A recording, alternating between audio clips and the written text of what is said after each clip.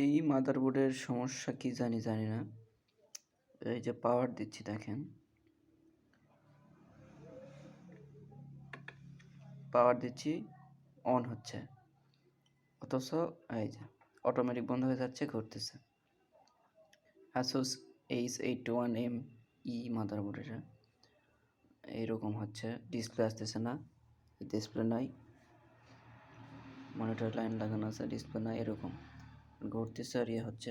তবে যদি এই কর্ডটা, মাদারবোর্ডের 4 পিনের কর্ডটা যদি খুলে দেই তাহলে ঘুরতেছে, দেখেন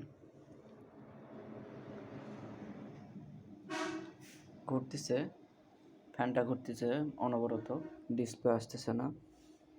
4 পিনেরটা লাগাই দিলে আবার বন্ধ হয়ে যাচ্ছে, কিন্তু 4 পিনে খোলা রাখলে তাও ঘুরতেছে, 4 পিন ডাউন রাখলে আর ঘুরতেছে না। 4 পিন লাগাই দেওয়ার পর আর বন্ধ হচ্ছে না, কিন্তু ডিসপ্লেও আসতেছে না। এখন কি সমস্যা জানি না, একটু সবাই হেল্প করেন।